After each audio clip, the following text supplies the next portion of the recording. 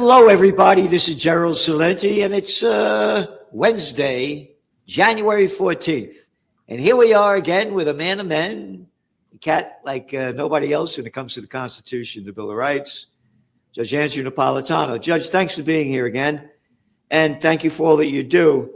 And both of us are very sad to see the decline of this country and how they're robbing us of our freedom. And you have an article coming out. It's basically, you know, I mean, you write it in a very nice way, but as I read it, this guy's a dictator. An assault on the Republic. You go on to say, in a recent statement, President Donald Trump, in an interview with the New York Times, that on the international stage, only his, quote, own morality and, quote, his own mind, end quote, can restrain him is a direct repudiation.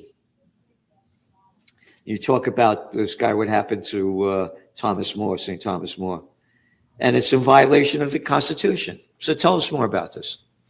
I have been arguing, and I think you probably see this as well, that you can draw a straight line between the murders of people in the Caribbean and the speedboats and the fishing boats, the murders of 100 people, half of them in their sleep in Caracas, and the kidnapping of the president of Venezuela and his wife, the murder of this woman, Rachel Good, on the streets in Minneapolis, and the horrific abuse of people by ICE. You can see that straight line, and actually starts in the Oval Office. That straight line is one of lawlessness. And when the president said he's not constrained by law, he's only constrained by his own mind and his own morality, that is a manifestation of his rejection of fidelity to the Constitution. When he took his oath to preserve, protect, and defend the Constitution, he also swore to execute his duties faithfully. That means to enforce the laws whether he disagrees with them or agrees with them or not. Instead, he has unleashed killers in the Caribbean and Caracas and in Minneapolis. Last night, that thug Stephen Miller told one of my former colleagues at Fox that the ICE agents have total immunity. They can use any force they want. And if a state official interferes, we will arrest and indict that state official for obstruction of justice. Oh, really? I guess he forgets a guy named Lon Horiuchi, the FBI sharpshooter at Ruby Ridge, who shot the son of the guy they were trying to arrest in the back and the wife of the guy they were trying to arrest in the head, was indicted by the state of Idaho for murder. The federal court threw it out, and an appellate court reinstated it, and he was prosecuted. So there is certainly precedent and law that allows these prosecutions, and I encourage the Attorney General of Minneapolis, a man with whom I disagree on almost everything, to use his authority to arrest this thug that murdered this woman, put him in jail, and charge him with manslaughter. But it's a bigger picture, Gerald.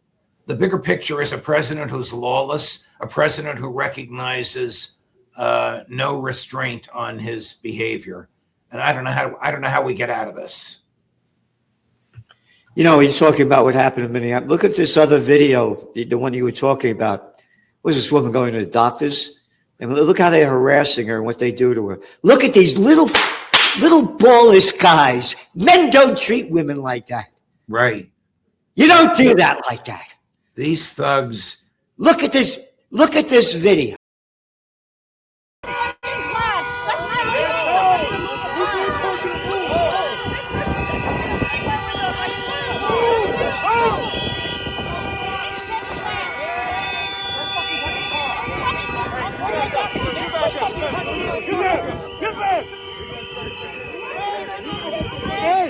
Go that way. Hey, back the fuck up. Sidewalk. You can film on the sidewalk.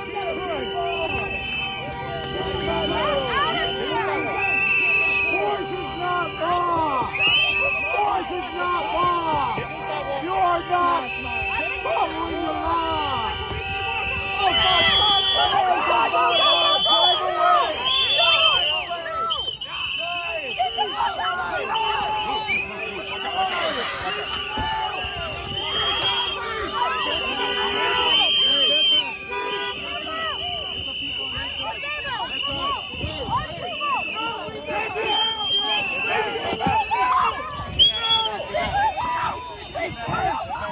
I've been beat up by police before. I'm disabled, so I can go to the doctor up there. That's why I can move. I'm just a disabled person.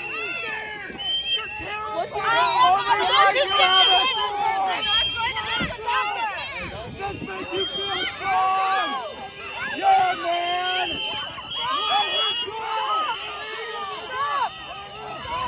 This is your duty. Why don't you help that woman? Help that woman. Why don't you help someone? All you do is hurt. All you do is hurt. She's trying to drive. You'll see these thugs pulled her out of the car. She begged them to leave her alone. She made a wrong turn. She was on the way to a doctor's appointment. They cut the seatbelt loose. They pushed her onto the ground. I know. Just no way to treat They're anyone. porous little pricks. Real men don't do this. I gotta make it straight. Look, you quoted Trump from the New York Times. They asked him, are there any limits on his global powers? Mr. Trump said, yeah, there is one thing. My own morality, my own mind. It's the only thing that could stop me. Hey, what do you mean your own mind? How about my mind? Fuck you. You're a nobody. Oh, you know who I am? I'm the president of the USSA. He took an oath to the Constitution, but he just renounced that oath. His loyalty is to his own mind. It's not to the Constitution. It's not to the treaties the Senate has ratified. It's not to the laws that the Congress has enacted.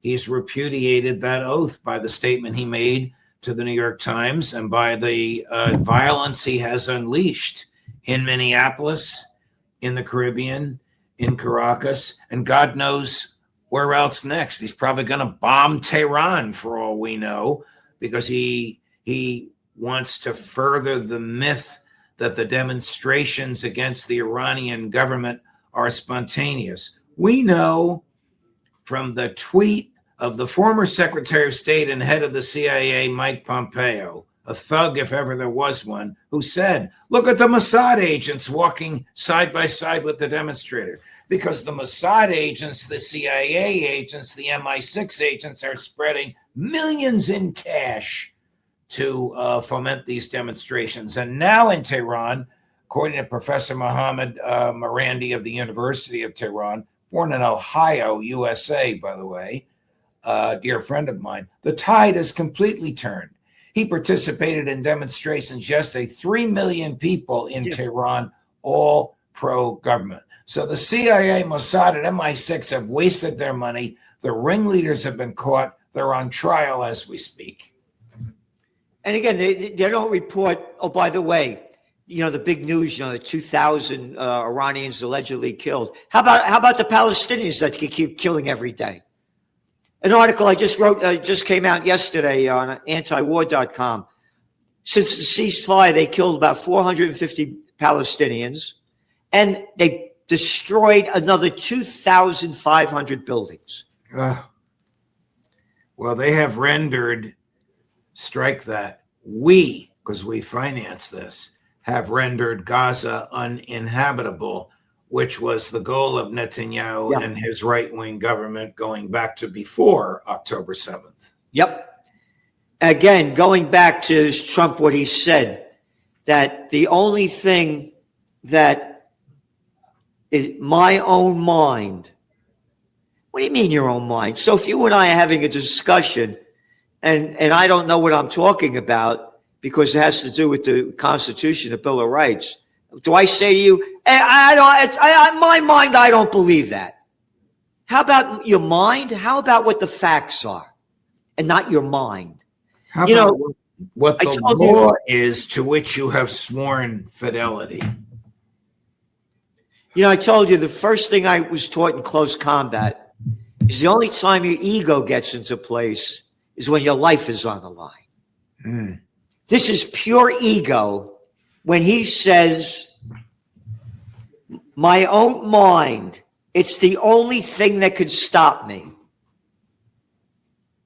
My own mind. I don't mind what everybody else says.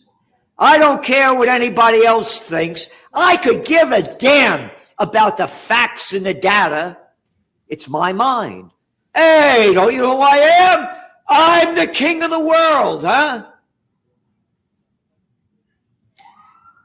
It wouldn't surprise me if he thinks that of himself. I'm just reading breaking news, although I don't think it's really news. The U.S. military is evacuating personnel from its air base in Qatar. That's the huge air base there. I guess in anticipation of some sort of military action. I would imagine Netanyahu was salivating, but he won't be salivating very long. I don't think the Iranians will demonstrate any restraint this time. No. Again, this is from Haaretz, the Israeli newspaper. Report: Trump administration warns Saudis, Gulf countries to prepare for U.S. strike on Iran. If he does it, Judge, here's my bet. He'll do it over the weekend when the markets are closed, when the equity markets are closed, because gold prices will spike, oil prices will spike, and the equity markets will go down. And he's interested in the bottom line. He bombed Iran the last time over the weekend. Hey, when did he kidnap Maduro? Over the weekend. Yeah. I think you're probably right. He's also into numerology, as you may know. So 47 years since the Shah was overthrown. He's 47th president. I mean, I don't buy all this nonsense, but I think it probably resonates in a simple mind. You saw the thing where this guy called him a pedophile protector. Did you see that? Where, in Detroit? Yeah. And Trump gave him the finger and said, fuck you, fuck you. Oh, but people don't like my language. Oh, but hey, the president could say it. And this is bullshit. Where are these Epstein files? Why are they holding them up? This is a lot of crap. Oh, America, the land of the free, F you. I'll redact anything I want. I'll do anything I want. You don't have a word to say. So Get back to work. I want to steal your money in the name of taxes. Shut the hell up. The job of the Justice Department is to enforce federal law. Who's going to enforce federal law against the Justice Department? They are required to release. They were required to release this stuff on December 19. Today is January 14, almost a month later. They claim they suddenly found an extra million files containing 5 million documents. I mean, this is just not believable. And all these redactions, they're required to say what the redaction is. So if they redact, if they color in black a page, they're supposed to say in the margin, we redacted this page because it has the name of a 13-year-old girl who was abused by Epstein and others. Okay, I get it. But when they do the redactions and put nothing in the margin, they're violating the statute. This, according to Thomas Massie, the congressman who drafted the statute. That's so sad. I'm heartbroken. I'm telling you, this is serious stuff. And you see what gold and silver prices are skyrocketing. And the guy been at this for 46 years. And I've been buying gold. I started buying gold in 1978 when the Iranian conflict broke out.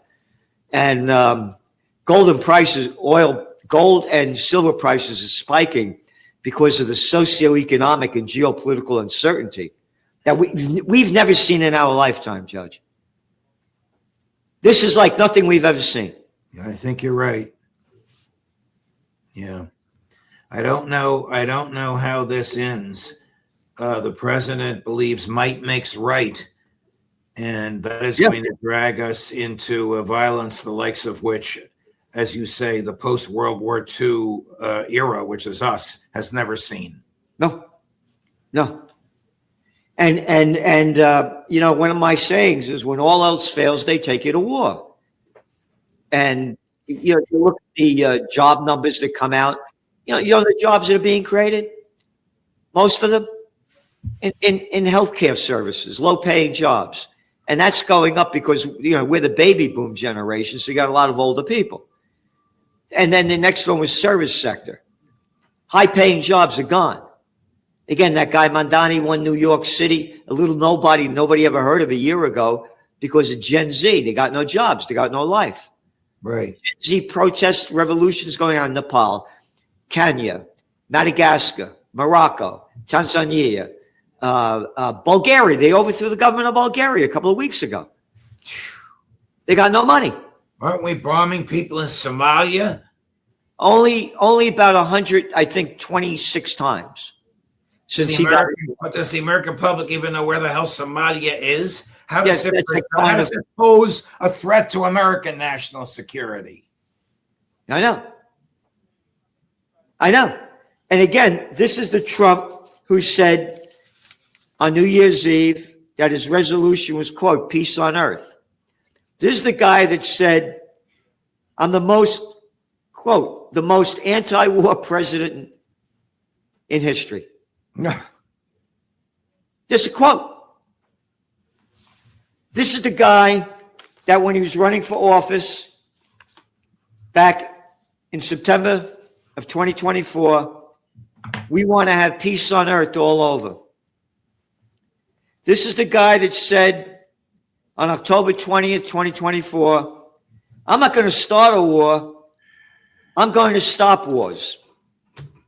So if you or I said these things and did the exact opposite, everybody would be attacking us, calling us lying pieces of shit. Hey, but I'm the president. My mind only counts, all right? My morality. How about immorality? What do you got coming up, Judge? The terrible state of affairs. I just posted this interview with Mohammed Marandi, which is going viral already from University of Tehran. I also have Max Blumenthal and our dear, dear, wonderful, courageous friend. He joins me every Wednesday, Phil Giraldi. Yeah, he's some cat, man. I read his stuff. Nobody writes like him.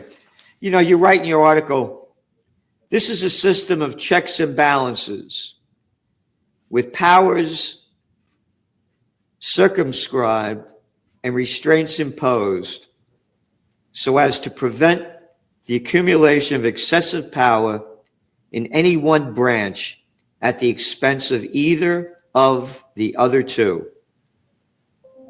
and thereby, at least theoretically, protect personal liberty. Checks and balances, it's all gone. It's all gone. You mean the Constitution exists formally? It doesn't really work functionally any longer. That's perfectly said. The Constitution, say that again? The Constitution still exists formally, but it doesn't work functionally. No. Now, Judge, we're in a serious time here. Again, just look at the data, everybody. And everybody, thank you so much for tuning in, and please spread the word. Do what you can. Hit the subscribe button. Go to Judging Freedom. What the judge has on, the people he has on, and what he does. Ain't no cat like it. Thanks so much, Judge. See you next week. Thank you, Gerald. From one cat to another. Bye.